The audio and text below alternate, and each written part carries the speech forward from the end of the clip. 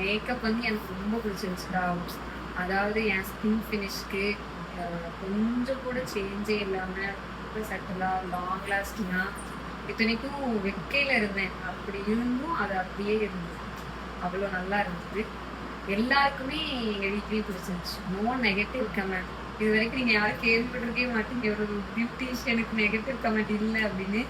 First time உங்களுக்கு யாருமே negative comment கொடுக்கல. அதுவும் அந்த நெட்டு சாரியில நீங்க பண்ண மேக்கப்ல நான் டால் மாதிரி இருக்கேன்னு எங்க வீட்டுல எல்லாரும் சொல்லிட்டாங்க. இப்போ பார்த்து உங்க மேக்கப் எவ்வளவு அழகா இருந்தது. உண்மையில நல்லா எனக்கு அப்படி ரொம்ப சாட்டிஸ்ஃபை.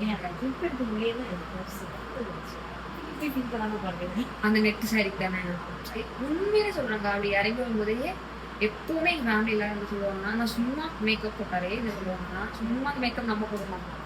சரி எதுக்கு பேம இருக்கா, எதுக்கு இது மட்டும் தான் சொல்லிக்காங்க. நான் இன்னைக்கு மேல இருந்து கீழே போனேன், கூட்டமா இருந்தாலும் சரி எல்லாரும் எப்பவும் அதே கருத்து தான். நான் ஃபுல்லாவே இல்லைன்னா நீ இறங்கி இப்படி வந்தல, அதுல இந்த பாப்பமா இருந்து அத்தமா இருந்து நல்லா இருக்கடே, அழகா இருக்கே அப்படின்னு அந்த வார்த்தையை கேட்கும் போதே ஓகேடா இன்னைக்கு நம்ம வந்து நல்லா இருக்கும் அப்படின்னு ஆயிடுச்சு. அவங்க சொல்றதே நம்ம ஃபேஸ்லாம் ஒரு மாதிரி ஆயிடுது தெரியுமா. ஐயோ நல்லா இல்லையோ அப்படின்னு ஒரு ஆள் கூட சொல்லல. இப்போ நீங்க மேக்கப் பார்த்துருப்பீங்கல்ல, இதை நீங்க ஆனால் எடுத்துருந்துருக்கலாம் தெரியுமா. இப்போ வந்து காலையில பண்ண மேக்கப் இவ்வளவு நேரம் இருந்து ஆக்சுவலி எடுக்கலாம் டைம் இல்லை எடுத்துருக்கோம். எனக்கு அதுதான் ஏதோ நினைச்சிட்டே இருந்தேன் இந்த கடை போய் சொல்லணும் அப்படின்ட்டு. ஆனா எனக்கே மறந்து இப்பதான் ஞாபகம் பாத்தீங்களா நீங்க. இத்தனைக்கும் நான் ஏசியில உட்காரல, இதுல வேற கண்ணீர் மூமெண்ட் எல்லாம் எனக்கு வந்தது. அழகா செஞ்சேன், எங்கேயும் அழுதேன். ஆனா என் பேச பாத்தீங்களா அழுத மாதிரியே இல்ல. ரொம்ப அதுவும் அழுதோடனே எல்லாரும் லென்ஸ் எல்லாம் போயிருந்தாங்க.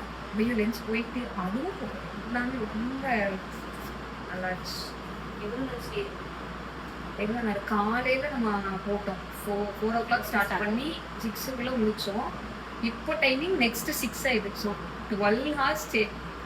அதுவும் நான் வாஷ் பண்ணதுனால அதான் முக்கியம் ஹைலைட். நான் வாஷ் பண்ணதுனால மேக்கப் வந்து இப்ப கலைஞ்சி நார்மல் ஃபேஸ் வந்து அதான் ஒரு மாடிப்படி என்னைய வந்து டோட்டலா சேஞ்ச் பண்ணிட்டு சொல்லலாம்.